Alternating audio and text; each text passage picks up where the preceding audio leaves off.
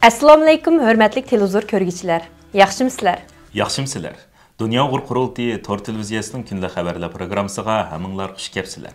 Men riyosatchi Iftixor Abdurashid. Men riyosatchi Zumratay Erkin. Bugun payshanba. Hörmətli ko'rmanlar, tövəndə diqqətinizlər kundalik xabarlar programmamızın təfsilatında bo'lsin. Uyg'ur Akademiyasining uyushtirishi bilan Uyg'ur yoshlarini milliy madaniyat va rahbarlik bo'yicha tarbiyalash kursi 13-iyul kuni Istanbulda ichilish marosimi bilan rasmiy boshlandi. İçilish marosimida so'z qilgan Dünya Uyg'ur qurultayining oliy maslahatchisi, Uyg'ur Akademiyasining bosh raisi va da'vatgarlik olimi Dr. Rishad Abbas bu kursning ahamiyati to'g'risida to'xtalib, o'tgan yili Uyg'ur Akademiyasi tarafidan Anqarada uyushtirilgan Uyg'ur yoshlarini tarbiyalash kursida maxsus Uyg'ur ona tilini o'rgatish maqsad qilinganligini, 2 haftalik u kursda ko'rinarli natija qozonganligini ta'kidladi. U bu qatimqi Uyg'ur yoshlarini tarbiyalash kursida Uyg'ur tili va madaniyati, shundaqla milliy kimlikni qanday qo'g'dab qilish, taraq qildirish va yoshlarning yetakchilik rolini joriy qildirish jihatda tarbiyalash uchun maxsus mutaxassislarni taklif qilib, leksiya o'rinlashtirganligini bildirdi. Ichilish marosimiga qatnashgan Amerikaning bir diplomatiya xodimi muhim so'z qildi va Uyg'urlarni qo'llab-quvvatlaydiganligini bildirdi. Yig'inda yana Hudson Institutining oliy tadqiqotchisi Olivia Enos xonim so'z qilib, Uyg'urlarni qo'llaydiganligini bildirib, mundaq dedi: "Meni bu programmaga taklif qilganinglar uchun rahmat aytaman. Shunchalar jiddiy bir masalaga qaytilish uchun bu yerga kelish men uchun haqiqatan cho'ng bir xushallanarli ish bo'ldi. Uyg'ur masalasi darajadan tashqari jiddiy bir masala. Irqiy qirg'inchilik va insoniyat qarshi sodir qilinayotgan jinoyat davomlashayotgan paytda ichilgan bu programmaga qatnashish vaqtimizni sarf qilishga arziydigan muhim bir ish. Uyg'ur masalasini hal qilishni ilgari surishda Uyg'urlar qo'limizdan kelishicha qo'llash va yordam berishga arziydi. Butun jazo lagerlari taqalg'icha biz tirishchiligimizni davomlashtiramiz. Bu masala har bir mahbus erkinlikka chiqquncha, har bir oila birlashib o'zaro jam bo'lguncha butun davlat va hukumatlarni aloqador qiladigan bir masaladir. Ochiqini aytganda, bu masalani ilgari surish xizmatini vaqti, tirishchanligi va zehnini beg'ishlagan shaxslar ilib boradi. Bu kishilarning ko'pinchisi bugun mana mushundaq salda o'tiribdi. Bu yerda o'tirib qo'yilgan dokladlar, leksiyalar va nutqlar Uyg'urlar uchun, bo'libmi yoshlar uchun intayin muhim. Olivia Enos xonim so'zining oxirida Uyg'ur yoshlarga xitob qilib, ularning bu kursdan to'liq foydalanishini, Uyg'urlar va Uyg'urlar masalasi to'g'risida qanday qilganda o'zlarini eng yaxshi yetishtira oladiganligi to'g'risida mutaxassislardan tortinmasdan savol so'rash kerakligini tavsiya qildi. U so'z oxirida bu programmaga qatnasha olmagan, o'zining nomida so'zlay olmaydigan va besim ostida turayotgan Uyg'ur xalqini mush programma tugicha qalbimizda va aqlimizda saqlayli dedi. Uyg'ur Akademiyasi vaqfisining raisi Dr. Mag'firat Kamal xonimning aytishicha, bu qatimqi Uyg'ur yoshlarini milliy madaniyat va rahbarlik bo'yicha tarbiyalash kursida 3 turlik soha bo'yicha o'rgatish ilib beriladigan bo'lib, bular Uyg'ur ona tili va adabiyoti, milliy madaniyatidan iborat. Lekin bulardan boshqa yana rahbarlik va yetakchilik qobiliyatini o'stirishga aloqador bilimlar uchun mutaxassislar taklif qilinib, leksiya o'rinlashtirildi ekan. Egilanishicha, bu qatimliq Uyg'ur yoshlarini milliy madaniyat va rahbarlik bo'yicha tarbiyalash kursi 13-iyuldan 22-iyulgacha 10 kun davom qiladigan bo'lib, Uyg'ur Akademiyasi vaqfisining raisi Dr. Mag'firat Kamal xonimning bildirishicha, bu kursga Amerika, Kanada, Avstraliya, Yaponiya, Qozog'iston, Qirg'iziston, Turkiya qatorliq dunyoning o'xshamagan joylarida yashayotgan Uyg'ur yoshlaridan 42 nafar o'quvchi qatnashgan. Dr. Mag'firat xonim bu kursni uyushtirishdagi ko'zlagan maqsad to'g'risida to'xtalib, mundaq dedi: "Uyg'urlarning hozirgi vaziyati hammamizga ma'lum. Uyg'ur madaniyati va Uyg'ur xalqi hozir nihoyat cho'ng qirg'inchilikqa duch kelyapti. Mushundaq bir sharoitda madaniyatni qo'g'dab qilish Uyg'ur millatiga mansub har bir vijdon egasining burchi. Biz o'zimiz milliy madaniyatning yo'qlayotganligini tushunib yetyapmiz.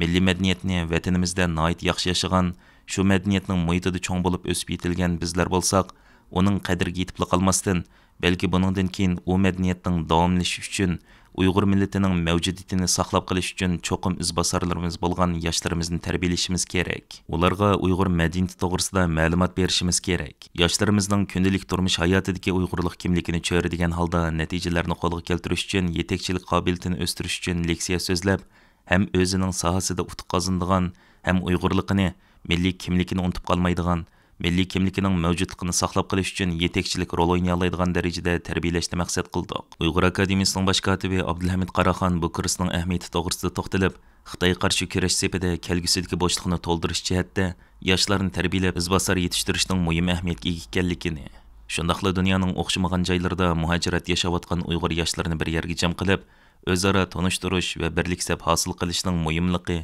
Shuning uchun Uyg'ur akademiyasi tarafidan bu kursning uyushtirilganligini ta'kidladi. İstanbul Universitetining Qonun fakultetida o'qiyotgan Uyg'ur o'quvchi Maida bu kursga qatnashgan ta'sirotini ifodaladi. U o'zining ilgari Uyg'ur tilini so'zlaydigan bo'lsa-mu, o'qish va yozishni bilmaydiganligini, o'tgan yili Uyg'ur akademiyasi tarafidan Anqarada o'rinlashtirilgan 2 haftalik kursga qatnashib, Uyg'ur tilini o'qish va yozishni o'rganganligini, bu qatimqi kursga yana qizg'inlik bilan qatnashganligini ifodaladi. Yaponiyadan kelib kursga qatnashgan Mardan ismli o'quvchi o'zining Yaponiyada xalqaro iqtisod kasbida o'qiyotganligini, Uyg'ur tili va madaniyati to'g'risida taqim cho'nqirlab o'rganish uchun bu kursga qatnashganligini bildirdi. Zulfiqar ismli Uyg'ur yosh Amerikadan o'zi bilan 3 o'quvchi kelib bu kursga qatnashayotganligini, Amerikada mo ko'p sonda Uyg'urlarning yashayotganligini bildirdi va oliy maktabni bitirib bo'lgandan keyin Uyg'urlar va Uyg'ur madaniyati uchun xizmat qilish orzusi borligini ifodaladi. Amerika Xitoyning mikro'ezak texnikasini harbiy sanoatga ishlatishiga qarshi turib kelayotgan bo'lib, Xitoyni mikro'ezak sohasida tiqim cheklash uchun yangi belgilama chiqargan. Bu belgilama bo'yicha Tokyo elektron shirkati va ilg'or yerim o'tkazish materiali bosma shirkati, ya'ni ASML Xitoyga mahsulot ta'minlay olmaydi ekan. Bloomberg xabarlari to'g'ri 17-iyul kuni bergan xabarda aytilishicha, Amerikaning 1959-yil tuzilgan chet el mahsulotlari belgilamasi Amerikaning texnik mahsulotlarga oid sodini kontrol qilish uchun tuzilgan bo'lib, uningda agar bir mahsulot Amerikaning texnikasini ishlatib yasalgan bo'lsa, agar u chet elda yasalgan bo'lsa-mu, Amerika hukumatining uni setishini cheklash huquqi bor deyilgan. Tokyo elektron shirkati bilan Haga shirkati Amerikaning ittifoqdoshlari hisoblangan Yaponiya bilan Gollandiyadagi shirkatlar bo'lib, Amerika hukumati ularning Xitoy bilan yaqindan munosabat qurishni xili mazgildan beri ogohlantirib kelayotgan edi. Hamda chet el mahsulotlari belgilamasiga qo'shilgan yangi moddalar orqali mazkur shirkatlarning Xitoy bilan savdo qilishni rasmiy yo'sinda cheklagan. Xabarda aytilishicha, ASML shirkati bu haqda hech qanday inkos bildirmagan. Tokyo elektron shirkati bo'lsa, o'zining geosiyosiy masalaga aralashib qolg'usi yo'q ekanligini bildirgan.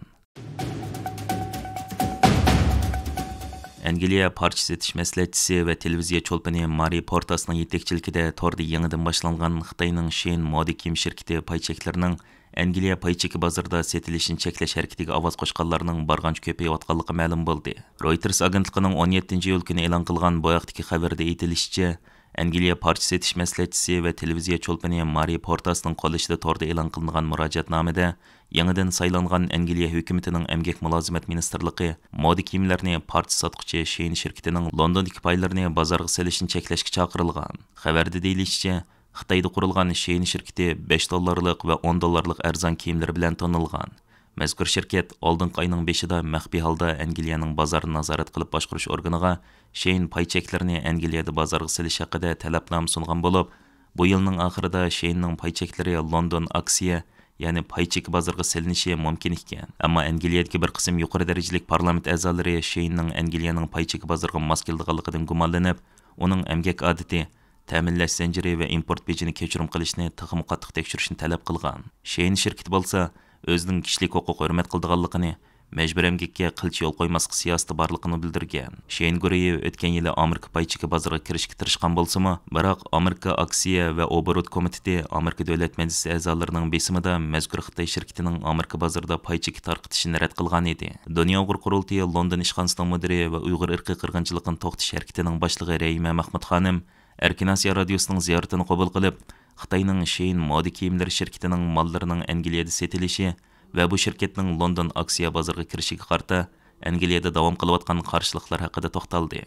Uning bildirishicha, Uyg'ur majburiy emkiga chetishlik deb ayblanib kelayotgan Sheinning London paychek bozoriga kirish plani 7-oyning 5-idilla Uyg'ur tashkilotlarining qarshiligiga duch kelgan bo'lib, bu harakat Angliyadagi Uyg'ur irqiy qirg'inchilikni to'xtatish harakatining boshlamchiligida elib berilgan. U so'zida Angliya parcha setish maslahatchisi va televiziya cho'lpani Mari Portas xonimning yetakchiligida torda boshlangan Xitoyning Sheinning paycheklarining Angliya paycheki bozorida setilishini cheklash harakatiga ovoz qo'shganlarning 33,000 kishiga yetganligini, navbat qo'llag'uvchilarning barg'ancha ko'payayotganligini bildirdi. Rayma xonim yana Sheinning harakatini cheklashdagi sababning mazkur shirkatning Uyg'ur majburiy emki bilan bevosita munosabatlik bo'lishdan boshqa, muhitni ig'ir darajada buzish va Xitoyning arzon mollarining to'kma qilib setilishini to'sishdek bir qator omillar ekanligini bildirdi. Angliyadagi bir donliq advokatlik o'rni 6-oyning oxiri Angliyani baza qilgan Uyg'ur irqiy qirg'inchilikni to'xtatish harakatiga vakolatan Angliya moliya intizomini nazorat qilish doiralariga maktub yozib, Uyg'ur majburiy emkidan foydalanayotgan mazkur arzon baholiq moda kiyim shirkatining London paycheki bozorida